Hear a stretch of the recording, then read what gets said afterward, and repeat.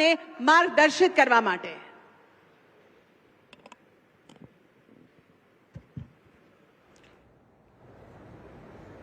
આજના મહત્વપૂર્ણ કાર્યક્રમમાં મારી સાથે મંચ પર ઉપસ્થિત ગુજરાત રાજ્યના લોકપ્રિય મુખ્યમંત્રી શ્રીમાન ભૂપેન્દ્રભાઈ પટેલ, ગુજરાત રાજ્યના ગૃહમંત્રી શ્રીમાન હર્ષ સંઘવીજી,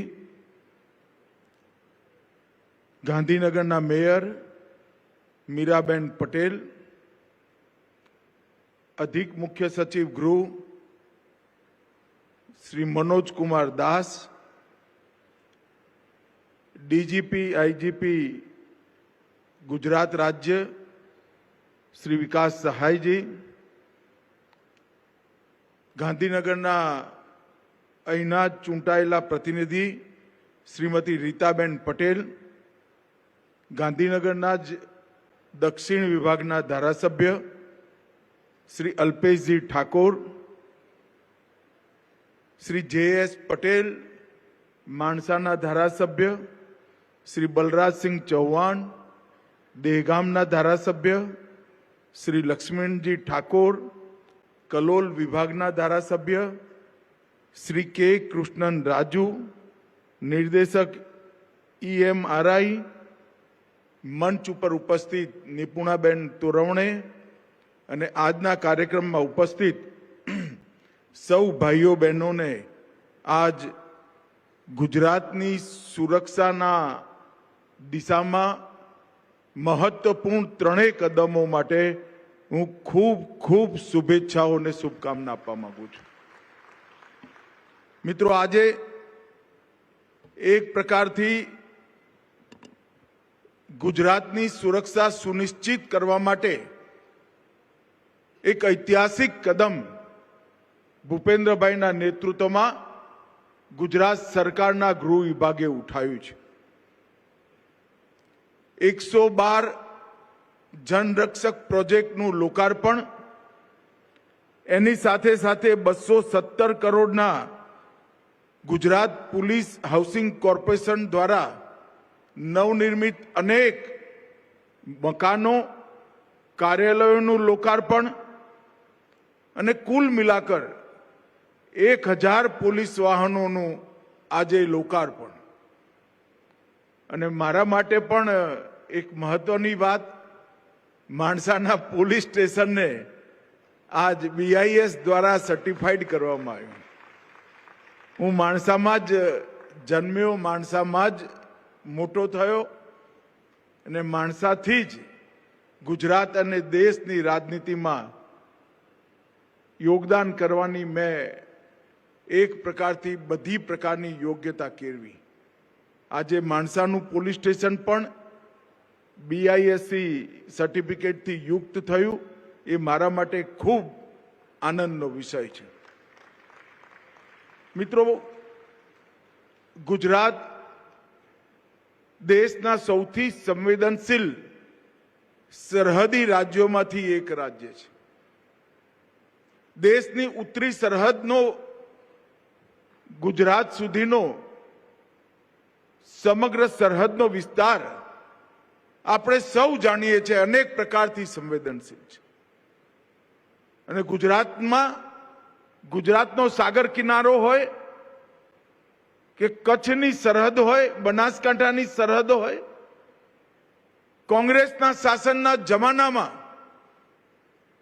દેશની સુરક્ષા સામે અનેક પ્રશ્નચિહ્નો ઊભા કરવાવાળી ઘટનાઓ ગુજરાતના સરહદથી થઈ દેશની સીમાઓમાં ઘૂસી હતી। જ્યારથી ભારતીય જનતા પાર્ટીનું શાસન આવ્યું ત્યારથી અને એમાંય નરેન્દ્ર મોદીજી મુખ્યમંત્રી બન્યા ત્યારથી ગુજરાતની સરહદો આપણા દુશ્મનો માટે અભેદ કિલ્લા જેવી બનાવવાનું કામ ગુજરાત સરકારે કર્યું છે। મને બરોબર યાદ છે, હું વિદ્યાર્થી પરિષદનું કામ કરવા માટે પોરબંદર ઉનાળાના વેકેશનમાં ગયો હતો। એ વખતે અમારી જે ભાડાની જીપ હતી એ પોરબંદરની સરહદમાં ઘૂસી ત્યારે એક મોટું બોર્ડ, આજે કદાચ ગુજરાતના યુવાનોને મજાક લાગશે, એક મોટું બોર્ડ મારેલું, ડંકાની ચોટ પર મારેલું કે અહીંયા કાયદો અને વ્યવસ્થાની સરહદ પૂરી થાય છે, પોરબંદર શરૂ થાય છે. ગુજરાત સરકારે ઓફિશિયલ નોટિફિકેશન બહાર પાડી પોરબંદરની જેલને બંધ કરવી પડી હતી. એવા પ્રકારની કાયદો અને વ્યવસ્થાની પરિસ્થિતિ ગુજરાતની અંદરથી સમગ્ર દેશમાં સૌથી વધુ કોમી તોફાનો અગર કોઈ રાજ્યમાં થતા હતા તો ગુજરાતમાં થતા હતા. અમદાવાદમાં 2 વર્ષ સળંગ 250 દિવસથી વધુ કર્ફ્યુ અમદાવાદ શહેરમાં લાગ્યો હોય એવી ઘટનાઓ થઈ હતી. અને એ જ ગુજરાત આજે મને કહેતા ગૌરવ થાય છે કે સમગ્ર દેશમાં કાયદો વ્યવસ્થા અને રાષ્ટ્રીય સુરક્ષામાં નંબર 1 પર પહોંચે. એક સુશાસનથી પ્રેરિત નેતૃત્વ જો શાસનની ધુરા સંભાળે તો કેવા પ્રકારનું પરિવર્તન સંભવ બને, એનું શ્રેષ્ઠ ઉદાહરણ ગુજરાત છે. આજે ગુજરાતે ન કેવળ સરહદી સુરક્ષા, આંતરિક સુરક્ષા, આતંકવાદ, નાર્કોટિક્સ, સાયબર અપરાધ એવા અનેક પ્રકારના અપરાધો પર લગામ કસી નરેન્દ્રભાઈએ જે ચીલો ચાતર્યો હતો એ ભૂપેન્દ્રભાઈ અને હર્ષ સંઘવીએ આગળ વધારવાનું કામ કર્યું છે.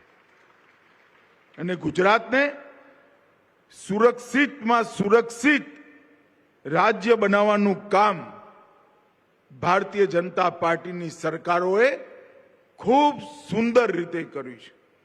હું આજ આ મંચ ઉપરથી દેશના ગૃહમંત્રી તરીકે મુખ્યમંત્રી ભૂપેન્દ્રભાઈ અને ગૃહમંત્રી હર્ષ સંઘવીજીને હૃદયપૂર્વકની ખૂબ ખૂબ બધાઈ અને શુભેચ્છાઓ આપવા માંગુ છું. 112નો પ્રોજેક્ટ એક પ્રકારથી દેશની આંતરિક સુરક્ષા સાથે, નાગરિકોના અધિકાર સાથે, કાયદો અને વ્યવસ્થાની જાળવણી માટે અને સમય પર દરેક પ્રકારની સુવિધાઓ મળે એટલા માટે આપણા વડાપ્રધાન નરેન્દ્ર મોદીજીની કલ્પના છે. મને આનંદ છે કે આજે ગુજરાત ડાયલ 112 જનરક્ષક પ્રોજેક્ટના નકશા પર પોતાનું સ્થાન દર્જ કરાવી રહ્યું છે. અનેક પ્રકારના નંબરો, ટોલ ફ્રી નંબરો, એની માયાજાળમાંથી ગુજરાતની જનતા આજે મુક્ત થશે. પોલીસ માટે 100 નંબર, એમ્બ્યુલન્સ માટે 108, ફાયર માટે 101, વિમેન હેલ્પ માટે 181, ચાઇલ્ડ હેલ્પલાઇન 1098, ડિઝાસ્ટર માટે 1070, 1077, અનેક પ્રકારના નંબરોનો ગૂંચવાડો લોકોને કન્ફ્યુઝ કરતો હતો. આજે કોઈ પણ પ્રકારની સુરક્ષા સાથે જોડાયેલી સેવા જોઈતી હોય, ચાહે ડિઝાસ્ટરની હોય, ચાહે ચાઇલ્ડ હેલ્પલાઇનની હોય, ચાહે વિમેન હેલ્પલાઇનની હોય, ફાયરની હોય, એમ્બ્યુલન્સની હોય કે પોલીસની સેવાઓની જરૂર, એક જ નંબર 112 ડાયલ કરવાથી બહુ ઓછા સમયમાં તમારી જોડે એ સેવાઓ ઉપલબ્ધ થઈ જશે.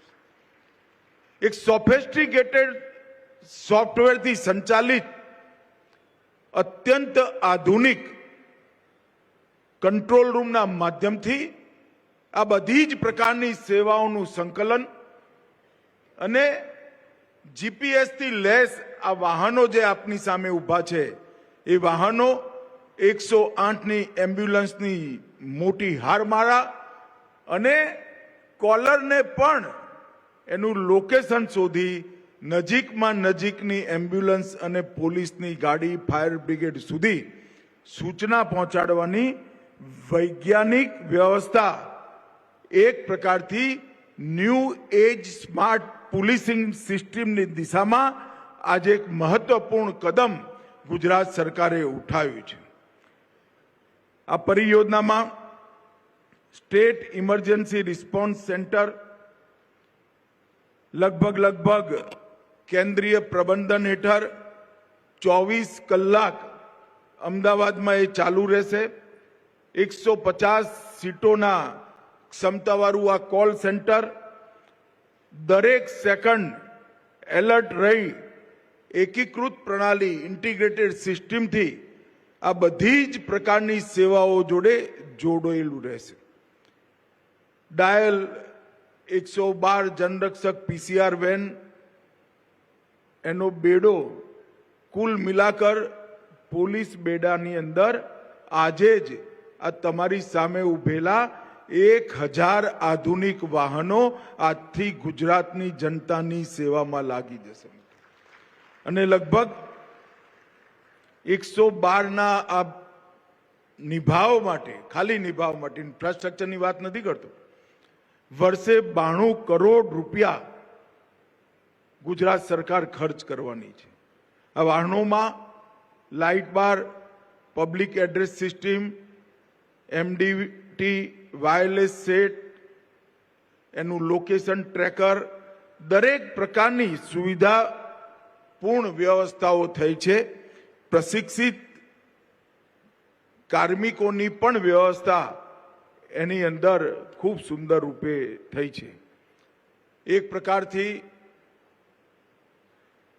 મોદી સાહેબે જે દેશભરની પોલીસ બેડાઓને જે કોલ આપ્યો હતો એનું આજે ગુજરાત સરકારે ખૂબ સુંદર આધુનિક ટેકનોલોજીથી યુક્ત આજે એનું નિર્વહન કરવાનું કામ કર્યું છે. મિત્રો, પોલીસ બેડાના કામકાજ માટે, નિવાસ માટે ગુજરાત પોલીસ હાઉસિંગ બોર્ડે બનાયેલા લગભગ 217 કરોડના હોમગાર્ડ, જેલ, પોલીસ, અલગ અલગ પ્રોજેક્ટ એક સાથે આજે એનું લોકાર્પણ થયું છે અને આવનારા દિવસોની અંદર આ બધા ભવનોમાંથી સારી સુવિધાઓ સાથે પોલીસના કર્મચારીઓ, હોમગાર્ડના જવાનો, જેલના કર્મચારીઓ ખૂબ સુંદર રીતે ગુજરાતની જનતાની સેવા કરી શકે એ પ્રકારની વ્યવસ્થા પણ થઈ છે. મિત્રો, આજે હું સુનિશ્ચિત રૂપે એક વાત કહેવા માંગુ છું કે મોદીજીના વડાપ્રધાન પદના 11 વર્ષના સમયમાં દેશની બાહ્ય અને આંતરિક સુરક્ષા માટે આજે કેવલ ભારત નહીં, સમગ્ર વિશ્વમાં એ વાત પ્રસ્થાપિત થઈ છે કે ભારતની સેના અને સીમા એની સાથે છેડખાની ના કરાય. એક જમાનો તો કોંગ્રેસના શાસનમાં સમગ્ર દેશની અંદર કઈ જગ્યાઓ પર અનેક વર્ષો સુધી બોમ્બ ધમાકાઓની સિરીઝ ચાલી અને કોઈ રિસ્પોન્સ નહીં કેન્દ્ર સરકારનો. રાજ્ય સરકારો જેને પકડે ને પકડે, ના પકડે તો કઈ નહીં. અને પાકિસ્તાનની સામે આ દેશના કોંગ્રેસના વડાપ્રધાનનો હરફ ઉચ્ચારવાની હિંમત નથી. નરેન્દ્રભાઈ વડાપ્રધાન બન્યા પછી ઉરી, પુલવામા અને પહેલગામ 3 મોટા હુમલા કરવાની ભૂલ પાકિસ્તાને કરી ને 3ય વાર પાકિસ્તાનને હંમેશા માટે મજબૂત સબક શીખવાડવાનું કામ નરેન્દ્ર મોદી સરકારે કર્યું. પહેલી વાર સર્જિકલ સ્ટ્રાઇક કરી, બીજી વાર એર સ્ટ્રાઇક કરી અને ના સુધર્યા ત્રીજી વાર પાક ઓક્યુપાઈ કાશ્મીર નહીં, પાકિસ્તાનની સરહદમાં 100 કિલોમીટર અંદર જઈ ઓપરેશન સિંદૂર કરી આતંકવાદીઓના હેડક્વાર્ટરનો ખાત્મો બોલાવવાનું કામ. અને દુનિયાભરમાં એક મજબૂત સંદેશ ભારતે મોકલ્યો છે કે ભારત પોતાની આત્મરક્ષાના અધિકારના ઉપયોગ માટે કોઈ પણ સ્તરે જઈ દેશના નાગરિકો અને દેશની સીમાનું રક્ષણ કરવા માટે કટિબદ્ધ છે. અને ઓપરેશન સિંદૂરે જેમને આ આતંકી ઘટનાઓની ડિઝાઇન કરી હતી એ આકાઓને ધૂળ ચાટતા કર્યા અને જેમને એનો અમલ કર્યો હતો એ ત્રણેય પાકિસ્તાની આતંકવાદીઓને ઓપરેશન મહાદેવે જમીનની અંદર મિલાવવાનું કામ કર્યું છે. હું માનું છું કે 11 વર્ષમાં ઝીરો ટોલરન્સ અગેન્સ્ટ ટેરરિઝમ એ થિયરી એક કેવળ સૂત્ર નથી, એને જમીન પર ઉતારવાનું કામ આપણા દેશના વડાપ્રધાન અને ગુજરાતના પનોતા પુત્ર નરેન્દ્રભાઈએ કર્યું છે. મિત્રો, આ દેશની અંદર ચાહે ઉત્તર પૂર્વ હોય, ચાહે નક્સલ પ્રભાવિત ક્ષેત્રો હોય, ચાહે કાશ્મીર હોય, ત્રણેય હોટસ્પોટની અંદર આતંકવાદી અને હથિયારી ગ્રુપોને સબક શીખવાડવાનું કામ ભારતીય જનતા પાર્ટીની નરેન્દ્ર મોદી સરકારે કર્યું. અને ઉત્તર પૂર્વની અંદર નોર્થ ઈસ્ટમાં 10,000 થી વધુ લોકો સરેન્ડર થયા અને કાઠમંડુથી તિરુપતિ સુધીના રેડ કોરિડોરનું સ્વપ્ન દેખવાવાળા નક્સલવાદીઓ આજે સમાપ્તિના કગાર પર છે. અને હું આજે ગુજરાતની ધરતી પર ફરી એકવાર વિશ્વાસ સાથે કહેવા માંગુ છું, 31/3/2026ના દિવસે સમગ્ર દેશમાંથી નક્સલવાદ સમાપ્ત થઈ જશે. એ અમારી સરકારનો સંકલ્પ છે. મિત્રો, ભારતીય જનતા પાર્ટીની સરકાર નાગરિકોની સુવિધા માટે 3 અપરાધિક ન્યાય પ્રણાલીના નવા કાયદા લઈને આવી છે. એના અમલીકરણમાં પણ ગુજરાતના ગૃહ વિભાગે ખૂબ સુંદર કાર્યવાહી કરી છે. અને દેશભરમાં 1 થી 5માં દરેક ક્ષેત્રની અંદર ગુજરાતનો ગૃહ વિભાગ રહે છે. મારા માટે પણ ખૂબ ગૌરવ અને સંતોષની વાત છે. અને એનું પરિણામ બધા ગુનાઓમાં આજે એનસીઆરબીના આંકડાઓની દૃષ્ટિથી દેખીએ તો કુલ અપરાધ દર 1 લાખના અનુપાતમાં રાષ્ટ્રીય એવરેજ 30ની છે, ગુજરાતની 11ની છે, અડધાથી પણ ઓછી. હત્યા 2.1ની છે, ગુજરાત 1.4. અપહરણ 7.4, ગુજરાત 2.3. મહિલાઓની વિરુદ્ધ અપરાધ 64.5, ગુજરાતમાં 22.1. અને શરીર સંબંધી ગુનાઓ 80.5, 81 લગભગ, અને ગુજરાતની અંદર 28.6. અને ચોરી 43, એની સામે ગુજરાતમાં 15. દરેક વસ્તુમાં, દરેક મુખ્ય ક્રાઇમમાં, દરેક હેડમાં ગુજરાત નીચેથી પહેલો નંબર છે. આમાં પહેલો નંબર લાવવાની જરૂર નથી, એમાં નીચેથી પહેલો નંબર લાવવાની જરૂર છે. ગુજરાતની કાયદો અને વ્યવસ્થાની પરિસ્થિતિ ભૂપેન્દ્રભાઈ અને હર્ષ સંઘવીની જોડીએ ખૂબ સુંદર રીતે સંભાળી છે. એના માટે હું હૃદયપૂર્વક બંને મહાનુભાવોને ખૂબ ખૂબ અભિનંદન આપવા માંગુ છું. નરેન્દ્રભાઈએ જે શરૂઆત કરી હતી, તમે બંને લોકોએ આગળ વધારી છે. આજ માણસાના પોલીસ સ્ટેશનને પણ BIS સર્ટિફિકેટ પ્રાપ્ત થયું છે. માણસાની પોલીસ ટીમ, ગાંધીનગર જિલ્લા પોલીસની ટીમ, સૌને હું હૃદયપૂર્વક અભિનંદન આપું છું. અને ગુજરાતની જનતાને પણ આજ 112 લોન્ચ થાય છે. હવે કાલથી કોઈ આડાઅવળા નંબરો દબાવવામાં નહીં પડતા. કંઈ પણ થાય તો 112 દબાવજો. એમ્બ્યુલન્સે આવશે, ફાયર બ્રિગેડે આવશે અને પોલીસની ગાડી પણ આવશે. ફરી એકવાર સૌને ખૂબ ખૂબ શુભેચ્છાઓ. ભારત માતા કી જય.